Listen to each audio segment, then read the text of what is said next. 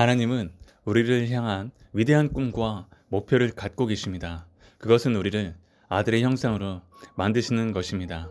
그것을 위해 우리를 택하시고 부르시고 우리를 의롭다 하시고 영화롭게 하셨습니다. 생각해보면 이 얼마나 놀라운 축복입니까?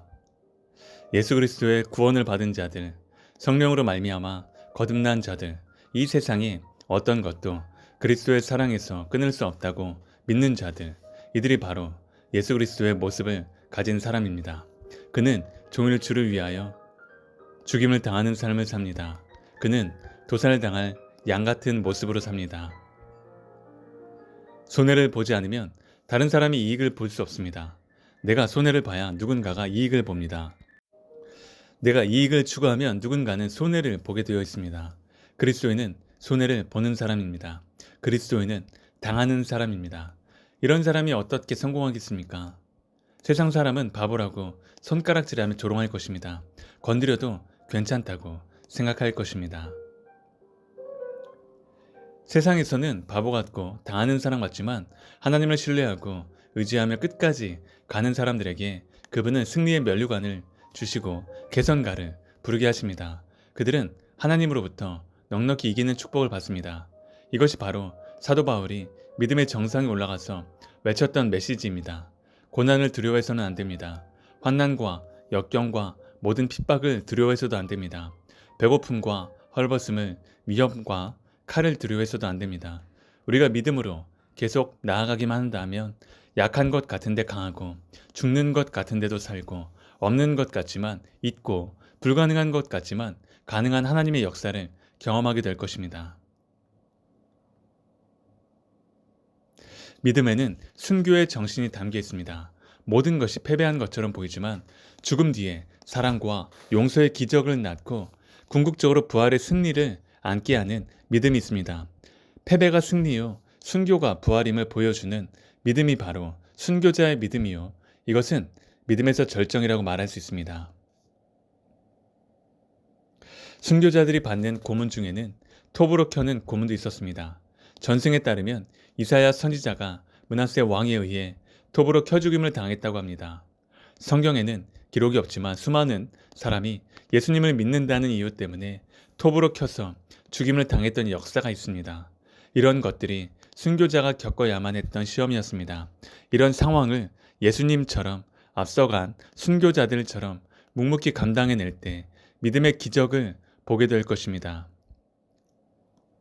우리는 성경이 요구하는 수준을 타협해서는 안 됩니다. 첫째, 육체적, 정신적 고문이 증가되는 상황 속에서 신앙을 포기하도록 유혹하는 시험을 이겨내야 합니다. 둘째, 무서운 고문 앞에서 타협의 유혹을 물리쳐야 합니다. 내가 배신만 하면, 하나님을 부인만 하면 내가 많은 보상을 해주겠다. 이것은 사탄의 회유입니다.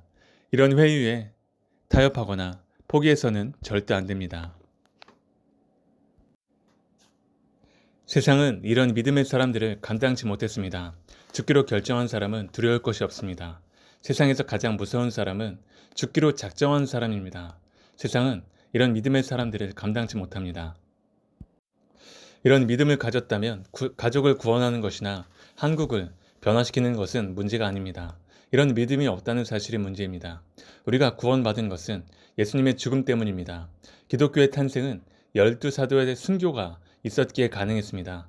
오늘날 한국교회의 부흥은 초기 한국교회 목사들과 성도들의 신사참배 거부와 죽으면 죽으리라는 일사각오의 믿음 때문에 가능했습니다. 그들이 피를 흘렸기 때문에 그 피의 대가로 오늘 우리에게 축복이 있는 것입니다. 성경은 눈물을 흘리며 씨를 뿌린 자만이 기쁨으로 단을 거둘 수 있다고 했습니다. 안일과 나태에 빠지는 것은 아주 위험한 일입니다. 반드시 우상 숭배로 가게 되고 우상 숭배를 하는 사람들은 불평과 원망에 빠지게 됩니다. 개인적으로 우리나라 교회의 가장 큰 위기가 안일과 나태라고 생각합니다. 내 눈물과 고통과 아픔과 순교적 태도 없이 만들어진 것은 남는 것이 하나도 없습니다. 내 눈물이 있어야 하고 내 고난이 있어야 하고 내 찢어지는 아픔이 있어야 합니다. 그것을 통해 이루어진 것만 남게 됩니다. 그리고 그것은 기적을 일으킵니다. 우리 주위에는 가난한 사람과 병든 사람이 많습니다. 농촌, 어촌 등 여러 곳에 우리가 해야 할 일이 쌓여 있습니다. 하나님은 우리가 받은 혜택만큼 더 큰 노력과 헌신을 해야만 현재 누리고 있는 혜택과 축복을 감당하게 하십니다. 귀한 순교자들이 가진 믿음의 피가 여러분의 영혼에 흐르기를 바랍니다. 우리는 하나님 앞에 고난과 감사와 순교를 통한 영광을 돌려야 합니다. 그리고 참 순교자의 믿음에까지 갈 수 있기를 바랍니다. 사도 바울이 먼저 기도할 곳을 찾았다는 것은 참으로 귀한 일입니다. 선교는 기도를 통해 이루어지는 것이기 때문입니다. 바울 일행은 기도할 것이 있는지 찾아다니다가 성문 밖에 있는 강가까지 가게 되었습니다. 그들은 거기 모여있는 여자들에게 말을 붙였습니다. 그리고 복음을 전했습니다. 그 많은 여자 중에서 특히 루디아라는 옷값 장사가 마음을 열어 바울의 말에 귀를 기울였습니다. 하나님은 이 여자의 마음 문을 열어주시고 그녀에게 들을 귀를 주셨습니다.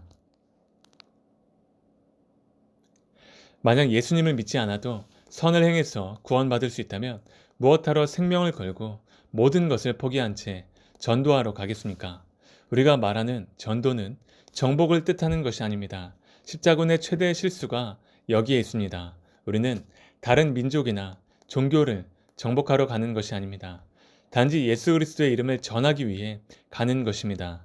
그리스도인은 정복하러 가는 사람이 아니라 오히려 순교하러 가는 사람입니다. 국내 선교와 해외 선교를 동시에 하게 하신 것은 하나님 사랑의 또 다른 표현입니다. 모든 것을 희생하고 외국에 나가서 하는 것이 좋겠습니까? 아무리 돈이 많아도 외국 생활은 외롭고 힘이 듭니다. 더구나 자기 고향과 가정과 친구들을 떠나 해외에 나가 선교사로 산다는 것은 결코 신나는 일이 아닙니다. 때로는 더러움과 배고픔을 견뎌야 하고 나그네처럼 살아야 하고 외로움과 고달픔을 이겨내야 하는데 누가 하고 싶어 하겠습니까? 그러나 우리는 왜 그렇게 해야 합니까? 바로 하나님의 명령이기 때문입니다.